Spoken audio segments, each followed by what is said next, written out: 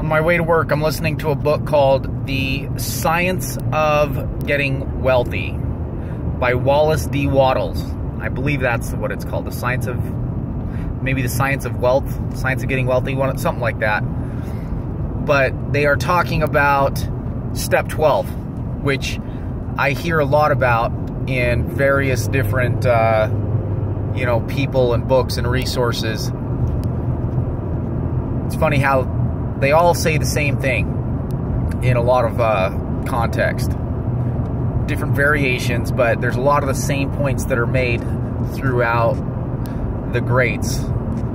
Whether it's spiritual leaders or, leaders of wealth or abundance or emotional, all of it. One of them is step 12-ish. So there has to be this ability in oneself, or this desire to help others, to create abundance and wealth and healing and growth in other people. Of course, you have to want those things for yourself. It is not greedy or selfish or wrong to desire to be better, to grow and to heal, to receive abundance. We should be asking for those things and striving for those things and wanting those things, having a firm desire, a deep drive towards wanting to be better and be happy and be successful and free. And if you don't want those things, well, you're screwed.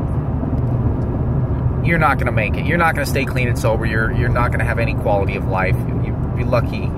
If you're in recovery, you'd be lucky if you survive or don't end up in jail or hospital, insane or dead. That's where we go. But if you are willing and able to desire those things, then once you mentally convert over to that and are grateful for what you have. Let's say you just have a job at a car wash or washing dishes, and you're so grateful for that and for the money that you're bringing in that you can now pay your rent, and you use that momentum to go into, let that work for you and move into other areas of your life. Let that trickle over and grow. Then eventually, and as you go through the steps, and as you increase, as Dr. David Hawkins would say, as you increase and start existing into higher, better, different vibrations, or tapping into a different frequency, or living a more spiritual life, having the spiritual awakening, however you want to describe that process, as that happens, naturally, you have to be able and willing to give it to others. Which means if you are, I'll break it down very simple, you come into a sober living, Simplify Sober Living, or any other for that matter, or not, but I'll just use my sober living homes for an example. After a month or two, or a week or two, or a day or two, depending on where you're at when you enter, if you have not transitioned into a place where you're not only taking care of yourself and your needs, but then hoping that you can affect others, whether it's by your example or by actions or by thoughts or just the way you are, by your being.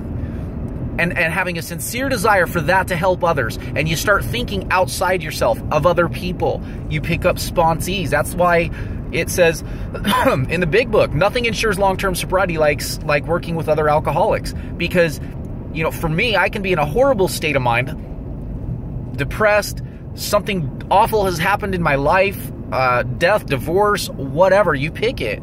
Job loss, you imagine take your pick of catastrophe, and for me, when something like that's happened, it's like the universe or God, whatever, will send me a sponsee, almost as if to save me. And all of a sudden, I am not thinking about myself anymore. I'm thinking about helping somebody else. And that has accumulated into 11 years, God willing, by February, be 12 years coming up.